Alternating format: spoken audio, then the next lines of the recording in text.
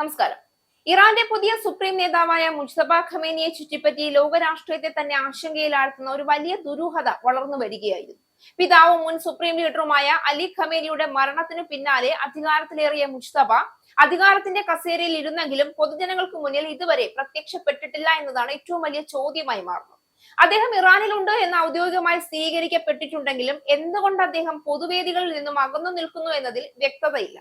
സുരക്ഷാ കാരണങ്ങളാണെന്ന വിശദീകരണമാണ് പുറത്തു വന്നത്. എന്നാൽ ആരോഗ്യസ്ഥിതി, പരിക്കുകൾ, ജീവിച്ചിരിപ്പുണ്ടോ എന്നത് പോലും ചർച്ച ചെയ്യപ്പെടുന്ന സാഹചര്യമാണ് ഇപ്പോൾ നിലവിലുള്ളത്. അമേരിക്ക ഇസ്രായേൽ ആക്രമണങ്ങൾക്ക് പിന്നാലെ ഇറാന്റെ നേതൃത്വത്തിലുണ്ടായ ശൂന്യതയും അതിനിടെ നടന്ന അധികാര കൈമാറ്റവും ഈ ദുരൂഹതയെ കൂടുതൽ ഗൗരവതരമാക്കുന്നു. മുജ്തബ ഖമേനി നേരിട്ട് പൊതുവേദിയിൽ പ്രത്യക്ഷപ്പെടാതെ എഴുതിയ സന്ദേശങ്ങളിലൂടെ മാത്രമാണ് രാജ്യത്തെ നയിക്കുന്നതെന്ന റിപ്പോർട്ടുകൾ ഉയരുകയാണ്.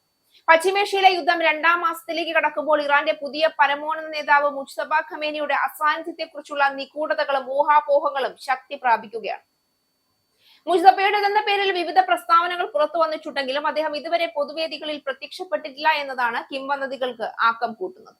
ഇതോടൊപ്പം അദ്ദേഹം പൂർണ്ണമായും അധികാരം കൈകാര്യം ചെയ്യുകയാണോ, അല്ലെങ്കിൽ ഇറാനിലെ മറ്റ് ശക്തി കേന്ദ്രങ്ങൾ യഥാർത്ഥ നിയന്ത്രണം കൈവശം വെച്ചിരിക്കുന്നുണ്ടോ എന്നതും അന്താരാഷ്ട്ര തലത്തിൽ ചർച്ചയായിരിക്കുകയാണ്. ഈ പശ്ചാത്തലത്തിൽ ലോകം മുഴുവൻ ഉറ്റുനോക്കുന്നത് ഒരേ ഒരു ചോദ്യമാണ്: ഇറാന്റെ യഥാർത്ഥ നേതൃത്വം ആരുടെ കൈകളിലാണ്? മുജ്തബ ഖമേനിയുടെ മൗനം വെറും സുരക്ഷാ തന്ത്രമാണോ, അല്ലെങ്കിൽ അതിന് പിന്നിൽ കൂടുതൽ ഗൗരവമായ സത്യങ്ങളുണ്ടോ? ഇതിനിടെയാണ് മുജ്തബയെ കുറിച്ചുള്ള നിർണായക വിവരങ്ങളുമായി റഷ്യൻ പ്രതിനിധി രംഗത്തെത്തിയിരിക്കുന്നത്. ഇറാന്റെ മുൻ പരമോന്നത നേതാവ് ആയത്തുള്ള അലി ഖമേനിയുടെ മകനാണ് ആയത്തുള്ള മുജ്തബ ഖമേനി. ഫെബ്രുവരി 28-ന് ഇസ്രായേൽ സഖ്യം ഇറാനിൽ നടത്തിയ വ്യോമാക്രമണത്തിൽ അദ്ദേഹം കൊല്ലപ്പെട്ടതോടെയാണ് മകൻ മുജ്തബ പുതിയ നേതാവായി പ്രഖ്യാപിക്കപ്പെട്ടത്. എന്നാൽ അദ്ദേഹത്തിന്റെ നിലവിലെ അവസ്ഥ ഇപ്പോഴും അവ്യക്തമാണ്. പിൻഗാമിയായി പ്രഖ്യാപിക്കപ്പെട്ടതിനു ശേഷം അദ്ദേഹം ഒരിക്കൽ പോലും പൊതുവേദികളിൽ വന്നിട്ടില്ല. മുജ്തബയുടേത് എന്ന പേരിൽ മാർച്ച് 12-ലെ പ്രസ്താവനയും മാർച്ച് 20-ലെ നൗറൂസ് സന്ദേശവും ഔദ്യോഗിക മാധ്യമങ്ങളിലൂടെയാണ് പുറത്തുവിട്ടത്. ഇത് അദ്ദേഹത്തിന്റെ ആരോഗ്യത്തെയും അദ്ദേഹം എവിടെയാണ് എന്നതിനെ കുറിച്ചും കൂടുതൽ സംശയങ്ങൾക്ക് ഇടവെച്ചു.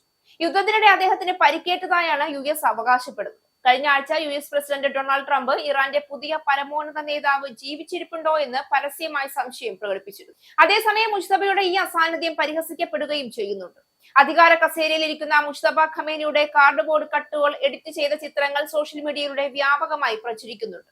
മാത്രമല്ല, പുതിയ നേതാവിന്റെ ദൃശ്യങ്ങൾ കുറവായതിനാൽ ജനപിന്തുണ ഉറപ്പാക്കാൻ സർക്കാർ അനുകൂല ചാനലുകൾ AI നിർമ്മിത വീഡിയോകളും ഉപയോഗിക്കുന്നുണ്ട്.